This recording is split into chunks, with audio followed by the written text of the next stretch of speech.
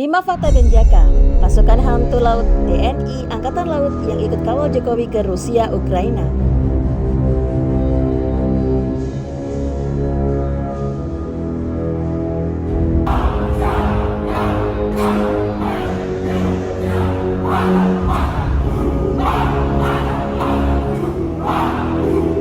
Denjaka merupakan singkatan dari Detasmen Jala Mengkara,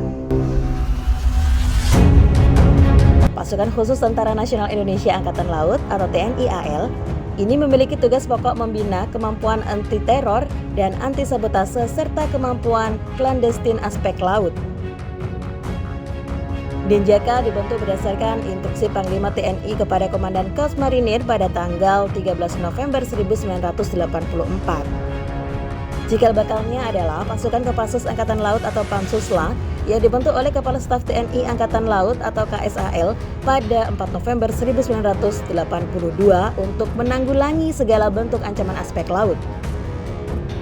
Berdasarkan peraturan KSAL nomor 30 tahun 2020 tentang penataan organisasi Detasmen Jala Mengkara Korps Marinir, kedudukan Denjaka berada di bawah 3 pihak sekaligus. Dalam hal pembinaan kemampuan dan kekuatan yang bersifat umum bertanggung jawab kepada Dankormar. Dalam hal pembinaan kemampuan yang bersifat khusus bertanggung jawab kepada Kabais TNI. Sedangkan untuk penggunaan kekuatan dan kesiagaan operasional, unsur-unsurnya bertanggung jawab kepada Panglima TNI. Berikut fakta menarik tentang Denjaka yang perlu kalian ketahui. 1. Berawal dari 70 prajurit. Seperti diketahui, Denjaka merupakan pengembangan dari Pansusla yang dibentuk oleh KSAL pada 1982. Pada tahap awal direkrut 70 personel dari Batalion Intai Amfibi atau Yontai VIP dan Komando Pasukan Kata Kopaska. Pansusla di bawah komando dan pengendalian Panglima Armada Barat Armabar. Melihat perkembangan dan kebutuhan, KSAL kemudian menyurati Panglima TNI yang intinya ingin membentuk Detasmen Jala Mengkara. Permohonan itu kemudian disetujui. 2. Pendidikan super berat. Setiap prajurit Denjaka wajib mengikuti pendidikan penanggulangan teror aspek laut atau PTAL kurang lebih selama 5,5 bulan. Dalam kursus yang digelar di Bumi Marinir Cilanda, Jakarta Selatan, calon anggota Denjaka diberikan materi intelijen, taktik, dan teknik anti-teror dan anti-sabotase, dasar-dasar spesialisasi hingga komando kelautan. Selebihnya, pendidikan dilakukan di lapangan seperti hutan, laut, bahkan udara. Calon Denjaka ditempa di tengah ombak ganas di Laut Banyuwangi yang kerap menghanyutkan perahu nelayan. Dengan tangan dan kaki diikat, para prajurit tersebut dibuang ke laut ganas itu. Mereka harus mampu bertahan sekaligus menyelamatkan diri. Setelah melawan ombak besar di laut, mereka juga dituntut bertahan hidup di hutan tanpa pembekalan sedikit pun kecuali garam. Di dalam hutan, mereka dilepas untuk melatih ketahanan fisik dan kemampuan perorangan dalam waktu berhari-hari. Tak jarang mereka harus memakan binatang liar untuk bertahan hidup, seperti ular, monyet, dan lain sebagainya. Untuk latihan udara, prajurit Denjaka dilatih terjun bebas. Latihan terjun bebas itu tidak hanya dilakukan siang hari, tapi juga tengah malam. Dan begitu, bila sewaktu-waktu masuk ke sasaran musuh, mereka tidak harus melewati darat atau laut yang mudah dideteksi lawan. Para Denjaka juga bisa diturunkan dari pesawat dengan ketinggian yang sulit terdeteksi musuh.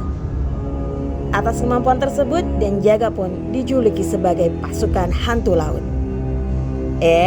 Sebelum lanjut ke videonya, jangan lupa klik tombol like dan subscribe ya. 3. Memiliki IQ tinggi. Selain harus memiliki ketahanan fisik yang mumpuni, prajurit Denjaka adalah seorang yang cerdas atau ber-IQ tinggi. Mereka dituntut untuk cepat mengambil keputusan dan tindakan dengan menyesuaikan situasi di lapangan. Saat pendidikan, mereka diberikan teori di kelas hanya 20%, selebihnya latihan di lapangan. Itulah mengapa dari sekian banyak yang mengikuti pendidikan calon prajurit Denjaka, hanya sedikit yang lulus. Konon, setiap tahun hanya 50 orang saja yang lulus dari berbagai jenis ujian. Karena kemampuan yang dimiliki, prajurit Denjaka disebut setara dengan 12 prajurit tempur biasa. 4. Dibekali senjata khusus. Untuk mendukung operasi yang dilakukan, prajurit Denjaka juga dibekali dengan senjata dari berbagai jenis. Antara lain, Submachine Gun MP5, HKPSG-1, Dewo, K7 Senapan Serbu G36, HK416, M4 Pindad SS1, CZ58, Senapan Mesin Ringan Minimi M60, Daewoo K3, serta pistol Beretta dan HKP30 dan SIG Sauer 9mm. 5. Semboyan Satya Wiradharma. Prajurit Denjaka memiliki semboyan khusus, yakni Setya Wiradharma. Semboyan ini berarti janji seorang ksatria untuk melindungi harkat dan martabat keluarga, agama, nusa, bangsa, dan masyarakat. Nah, gimana sob? Semua video ini bisa bermanfaat buat kalian semua ya. Jangan lupa tuliskan komentar kalian di bawah ini ya. Lalu klik tombol like, subscribe, dan aktifkan lonceng notifikasinya ya. Sampai jumpa.